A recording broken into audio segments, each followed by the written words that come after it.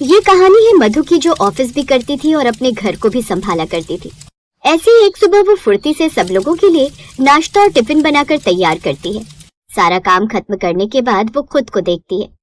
चलो अच्छा है कि जल्दी से खाना बनकर तैयार हो गया, लेकिन इतनी मेहनत करने की वजह से मेरी साड़ी फिर से गंदी हो गई है और शरीर से पसीने भी कितने आ रहे हैं। अब मुझे ऑफिस जाने के लिए फिर से नहाना होगा। अब मधु फिर से अपने कमरे में जाती है और दोबारा नहाती है और ऑफिस के लिए तैयार होती है। वो सबको जाकर नाश्ता परोसती है। तभी उसकी सास नीलम उसे टोकते हुए कहती है, बहू, मुझे तो तेरा समझ ही नहीं आता कि तुझे एक दिन में कितनी साड़ियां बदलनी होती हैं और कितनी बार नहाना होता है। पानी क्या मुफ्त का आता है हमारे घर में? माँ जी, मैं क्या करूँ, आप ही बताइए। इस घर का नियम है कि बिना नहाए हुए बहू रसोई में नहीं जाती। अब सब लोगों के लिए नाश्ता और लंच तैयार करने के बाद मेरी साड़ी और कपड़े गंदे हो जाते हैं और शरीर से भी पसीने की गंध आने लगती है। उसके बाद मुझे दोबारा नहाना ही पड़ता है ताकि ऑफिस साफ सुथरी होकर जा सकूं। फिर ऑफिस से आती हूँ तो फिर दोबारा नहाना होता है, तो एक दिन में 3-4 बार तो मैं यही सब करती रहती हूँ। अच्छा भाभी, ये सब छोड़िए, आप जब देखो अपना काम गिनवाने लगती हो। जितना काम आप करती नहीं हो उतना तो गिनवा देती हो कि मैंने ये किया, मैंने वो किया। अब अपना काम भी 40 बार बताती हो आप।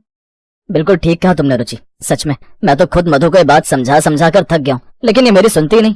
अपने ससुराल वालों की बातें सुनने के बाद मधु को बहुत बुरा लगता है। उसका दिल भर आता है, लेकिन वो बेचारी कुछ भी नहीं कहती, क्योंकि वो जानती थी कि उसके कुछ भी कहने या करने का कोई फायदा नहीं है। वो तुरंत ही अपना टिफिन लेकर ऑफिस के लिए निकल जाती है। मधु ऑफिस पहुंचती है और अपनी सारी परेशानी भूलकर काम में डूब जाती है। वो अपनी टीम की सबसे होनहार एम्प्लॉय थी। शाम को उसकी बॉस अंजलि अपनी पूरी टीम को इकट्ठा करती है और सभी से बोलती है, सुनो सब लोग, एक बहुत बड़ी खुशखबरी है। हमारी कंपनी को वो इंटरनेशनल प्रोजेक्ट मिल गया है जिसके लिए हम सब मेहनत कर रहे थे, लेकिन अब काम का बोझ बढ़ेगा। अगले 1 महीने तक हमें दिन रात एक करना होगा। मैम, हम सब तैयार हैं, हम अपनी पूरी जान लगा देंगे। यही जज्बा चाहिए मधु। और सुनो, जो भी इस प्रोजेक्ट में सबसे बढ़िया परफॉर्म करेगा, कंपनी उसे 3 लाख का स्पेशल बोनस और प्रमोशन देगी। मुझे उम्मीद है कि तुम सब इस मौके का फायदा उठाओगे। अब चाहे कुछ भी हो जाए, मैं इस प्रोजेक्ट में अपनी जी जान लगा दूंगी। वो अपने परिवार वालों की मदद करेगी और अपने परिवार में खुद की इज्जत बनाएगी। बस यही सोचकर मधु रोज ऑफिस से देर से आने लगी थी, क्योंकि काम का बहुत दबाव था। लेकिन घर पहुंचते ही उसे ताने सुनने को मिलते। लो, आ गई महारानी। रात के 9 बज रहे हैं, घर में चूल्हा ठंडा पड़ा है। क्या ऑफिस में बिस्तर लगा लिया है? माँ जी, मैंने बताया था ना कि बड़ा प्रोजेक्ट है, मुझे बोनस मिलने वाला है, इसलिए थोड़ी देर हो जाती है। मैं अभी फटाफट खाना बना देती हूँ। मधु, ये क्या तरीका है? पैसे कमा रही हो तो क्या घर की जिम्मेदारी भूल जाओगी? माँ को इस उम्र में चाय तो खुद बनानी पड़ रही है। विनय, मैं सुबह सब बना कर गई थी, बस रात का खाना ही तो बनाना है। मैं थक कर आई हूँ, क्या आप मेरी मदद नहीं कर सकते? भाभी, भैया काम करके आए हैं, वो आपकी मदद क्यों करेंगे? ये घर का काम तो आपकी जिम्मेदारी है ना। ऑफिस जाना आपकी पसंद है, हमारी नहीं। हमने तो ना आपको कभी मना किया था ऑफिस करने से और ना ही कभी इजाजत दी थी। ये आप कैसी बात कर रही हैं? अरे माना कि जॉब करना मेरी इजाजत है, लेकिन इसका मतलब ये नहीं कि आप लोग मुझे इस तरह कहेंगे। अरे मैं जॉब कर रही हूँ तो अपने लिए नहीं, बल्कि मैं हमारे परिवार के लिए तो कर रही हूँ, ताकि आने वाले समय में किसी तरह की कोई परेशानी ना हो। हमें ना तो कभी परेशानी हुई थी और ना ही कभी होगी, इसीलिए आप अपना ज्यादा मुंह और दिमाग चलाने की जरूरत नहीं है। जाओ, जाकर खाना बना लो। मधु बिना कुछ कहे रसोई में जाती है और रोते हुए रोटियां बेलती है। उसे समझ में नहीं आता कि वो किसके लिए इतनी मेहनत कर रही है। समय यूं ही गुजरता है और गुजरते समय के साथ 1 महीना बीत जाता है और इन 1 महीने के बाद प्रोजेक्ट पूरा हो चुका था। अंजलि ऑफिस के सभी लोगों के बीच खड़ी होकर ऐलान करती है, मुझे ये बताते हुए बहुत गर्व हो रहा है कि इस प्रोजेक्ट की जीत का सबसे बड़ा श्रेय मधु को जाता है। मधु, तुम्हारी लगन और मेहनत ने कंपनी का नाम रोशन कर दिया। ये लो तुम्हारा 3 लाख का चेक और तुम्हारा नया प्रमोशन लेटर। अब से तुम हमारी डिपार्टमेंट हेड हो। अपने बॉस की ऐसी बातें सुनकर मधु खुश हो जाती है और उसकी आंखों में खुशी के आंसू आ जाते हैं। वो सोचती है कि आज जब वो ये खुशखबरी घर पर देगी तो सब उसे गले लगा लेंगे। वो मिठाई और सबके लिए कुछ न कुछ लेकर घर की ओर निकलती है। मेरे प्रमोशन की बात सुनकर जरूर मेरे घर वालों को बहुत खुशी होगी और वो मेरी पीठ खुशी से थपथपाएंगे। मैं जानती हूँ वो भले ही थोड़ी रूखी बातें करते हैं, लेकिन जब मेरी प्रमोशन की बात सुनेंगे तो सब लोग घर में खुशी से फूले नहीं समाएंगे। तब जैसे ही मधु घर में कदम रखती है, उसे सन्नाटा महसूस होता है। विनय सोफे पर सिर झुकाए बैठा था। माँ जी रो रही थी और रुचि भी परेशान थी। क्या हुआ? आप सब ऐसे क्यों बैठे हैं? देखिए, मैं आप सबके लिए क्या लाई हूँ। मुझे प्रमोशन मिला है और चुप रहो मधु, तुम्हें अपनी खुशियों की पड़ी है और यहाँ मेरा सब कुछ लुट गया। मेरी कंपनी बंद हो गई है। आज मुझे और मेरे साथ के सभी लोगों को बाहर निकाल दिया गया है। मुझे नहीं पता अब घर का किराया कैसे देंगे और रुचि की फीस कैसे भरी जाएगी। हाय राम, अब क्या होगा? मेरे बेटे की नौकरी चली गई, अब तो हम सड़क पर आ जाएंगे। ये सब तेरी ही नजर लगी है बहू, जो तू बार बार अपने पैसों का घमंड दिखाती थी। हाँ भाभी, भैया कितने परेशान है और आप यहाँ मिठाई बांट रही हो। मधु शांत रहती है। वो धीरे से अपना बैग खोलती है और वो 3 लाख का चेक और प्रमोशन लेटर देती है। विनय, ये देखिए, ये 3 लाख का बोनस है और अब मेरी सैलरी भी बढ़ गई है। जब तक आप नई नौकरी नहीं ढूंढ लेते मैं घर संभाल लूंगी। रुचि की फीस भी इसी से भरी जाएगी। मैंने कभी एहसान नहीं जताया विनय, मैंने बस ये चाहा कि आप लोग मुझे अपना हिस्सा समझें। मधु की ऐसी बातें सुनकर सभी लोग चुप हो जाते हैं। मधु, मुझे माफ कर दो, मैं कितना अंधा था। मैं तुम्हारी मेहनत को ताना समझता रहा, जबकि तुम हमारे भविष्य की नींव रख रही थी। अगर आज तुम ये पैसे न लाती तो हम बर्बाद हो जाते। बहू, मुझे अपनी बातों पर पछतावा हो रहा है। मैं तुझे पानी और साड़ियों के लिए टोकती थी, पर ये नहीं देख पाई कि तू हमारे घर की सबसे बड़ी ढाल है। हमें माफ कर दे बेटा, तू ही इस घर की असली लक्ष्मी है। भाभी, मैं सबसे ज्यादा गलत थी। मैंने आपकी मेहनत का मजाक उड़ाया। अब से मैं प्रॉमिस करती हूँ कि आपके ऑफिस जाने से पहले घर का आधा काम मैं खुद करूंगी, ताकि आपको 2-2 बार ना नहाना पड़े और आप आराम से तैयार हो सके। मधु की आंखों से खुशी के आंसू बहने लगते हैं। उसे बोनस से ज्यादा खुशी इस बात की थी कि आज उसके परिवार ने उसे दिल से अपना लिया था। अब जब मधु सुबह उठती तो नीलम उसके लिए चाय तैयार रखती और रुचि रसोई में उसकी मदद करती। मधु अब गर्व से ऑफिस जाती और शाम को मुस्कुराते हुए प्यार से लौटती।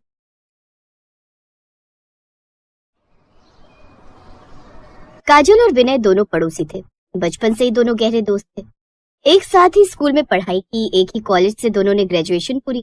इसी कारण दोनों के बीच में प्यार भी बहुत था। दोनों एक दूसरे की कमी को भी बहुत महसूस करते थे। ऐसे ही जब काजल अपनी मौसी के घर शादी में गई हुई थी तो वो 1 हफ्ते के बाद लौटी। विनय फौरन उससे मिलने गया। रात के 11 बज रहे थे और विनय ने काजल के घर का दरवाजा खटखटा दिया। अरे विनय बेटा, तुम और यहाँ इतनी रात में? वो आंटी जी, मैंने सोचा आप लोग सफर से थके हारे आए होंगे तो आप लोगों के लिए डिनर ले आऊं। मम्मी ने दाल चावल और पनीर की सब्जी बनाई थी, साथ में थोड़ी रोटी भी है। आप सबने अभी कुछ खाया तो नहीं होगा?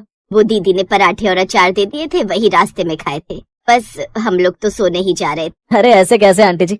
अंकल जी, आप और काजल भूखे थोड़ी सोगे। अब पड़ोसी होने का इतना फायदा तो होना ही चाहिए। थैंक यू विनय। काजल की मम्मी सब देख और समझ रही थी। काफी समय से वो विनय और काजल का एक दूसरे की तरफ झुकाव महसूस करती आ रही थी और एक दिन बातों ही बातों में काजल की मम्मी ने विनय की मम्मी से बात छेड़ी थी। सुमित्रा जी, मैं कह रही थी वो मैं काजल के लिए बहुत रिश्ते देख चुकी हूँ, पर काजल सभी रिश्तों के लिए मना कर देती है। मुझे लगता है कहीं न कहीं विनय और काजल एक दूसरे को पसंद करते हैं और जहाँ तक मुझे लगता है वो दोनों एक दूसरे को प्यार भी करते हैं। अगर हम दोनों परिवार आपस में रिश्तेदार बन जाए तो कैसा रहेगा? वो तो ठीक है, पर मैं सोच कर जवाब दूंगी। घर में सबसे बात कर लूं, विनय के पापा से, मधु से, फिर मैं आपको बताती हूँ। हाँ, कोई बात नहीं, आराम से सोच लो, मैं जवाब का इंतजार करूंगी। काजल की मम्मी अपनी बात रखकर चली गई। विनय सब कुछ सुन चुका था, पर वो ये नहीं समझ पा रहा था कि उसकी मम्मी ने सोचने का समय क्यों मांगा, जबकि वो तो खुद जानती है कि वो काजल को पसंद करता है। काजल की मम्मी आई थी, विनय और काजल के रिश्ते की बात कर रही थी, पर मैंने बोला कि अभी हमें सोचने का समय चाहिए। सोचना क्या है? अरे इतने पास में लड़के का रिश्ता थोड़ी करना है, थोड़ी दूरी होनी चाहिए बहुओं के मायके और ससुराल में। वही तो मैं भी सोच रही थी। मधु से भी मेरी बात हुई थी, वो बोल रही थी कि मम्मी 4 कदम पर मायका होगा तो कोई ना कोई दिक्कत आती ही रहेगी। क्या करूं फिर? या तो कोई बहाना कर। मम्मी, मैंने सोच लिया है, मैं काजल से शादी करूंगा और किसी से नहीं। आप लोगों को जो सोचना है सोचते रहो, पर मैंने डिसाइड कर लिया है, मैं काजल से शादी करूंगा। मेरा ये आखिरी फैसला है। इतना कहकर विनय गुस्से में घर से चला गया। अब जब विनय ने सोच ही लिया था कि मैं काजल से शादी करूंगा तो घर वालों को भी मानना पड़ा। विनय और काजल की शादी हो गई। काजल बहुत खुश थी क्योंकि उसे अपने बचपन का प्यार मिल गया। काजल, मैं बहुत खुश हूँ, आज हम दोनों पति पत्नी के रिश्ते में बन गए, जो हम दोनों का सपना था। मैं भी बहुत खुश हूँ विनय। वैसे कितना अजीब सा लग रहा है ना, मम्मी का घर बिल्कुल पड़ोस में है और मैं यहाँ पर तुम्हारे घर, वो भी रात में। पहले तो रात में आते हुए डर भी लगता था और आज देखो मैं तुम्हारे घर में हूँ, एक नए जीवन की शुरुआत करने के लिए। सब कुछ एक सपना सा लग रहा है। मैं भी तो तुम्हारे घर आते हुए डरता था। रात को तुमसे मिलने के लिए कितने बहाने करने पड़ते थे, कितने पापड़ बेलने पड़ते थे, पर आज हम दोनों एक दूसरे के साथ हैं। ये सब तो मुझे भी सपना ही लग रहा है कि तुम मेरे साथ हो। I love you Kajal. I love you Vinay. Vinay और काजल इस शादी से बहुत खुश थे। अगले दिन काजल सोकर जल्दी उठ गई। उसने देखा घर में सब सो रहे हैं तो वो दरवाजा खोलकर चुपचाप अपने मायके चली गई।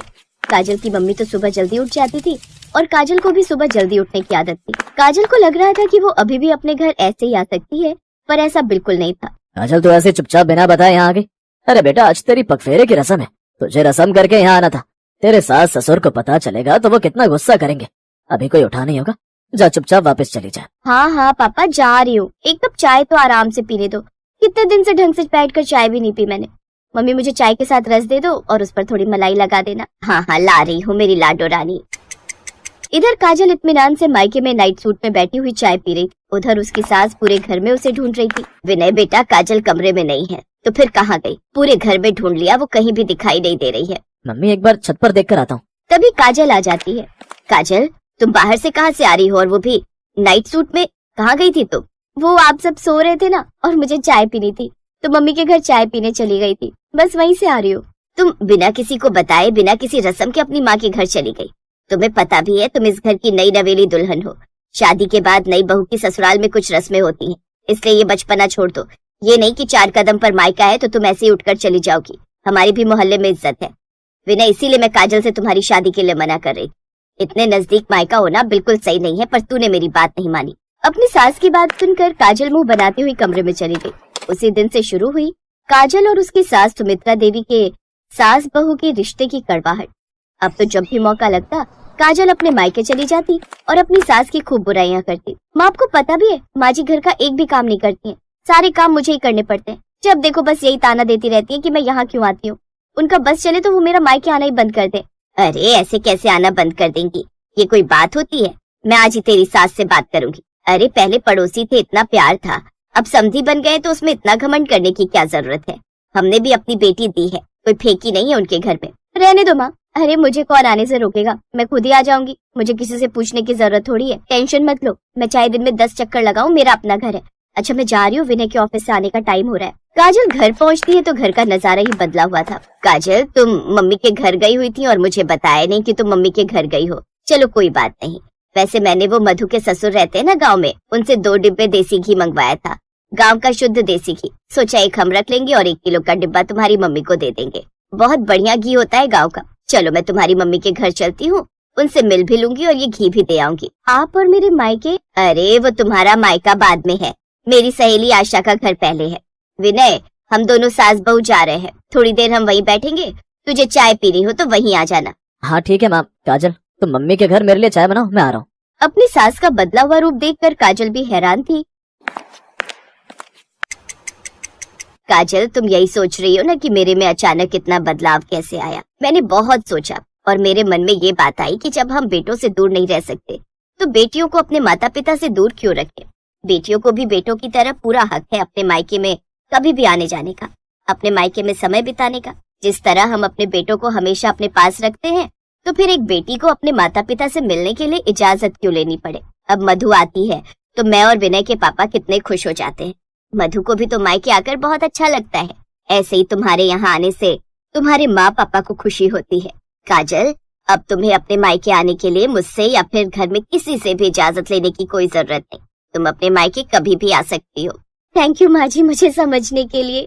सुमित्रा की बात सुनकर सबके चेहरे पर एक अलग खुशी आ जाती है। दोनों समधन भी आपस में गले मिलती हैं। उस दिन के बाद काजल को कभी भी अपने मायके आने जाने के लिए सोचना नहीं पड़ता था। उसके लिए मायका और ससुराल दोनों में कोई फर्क नहीं था।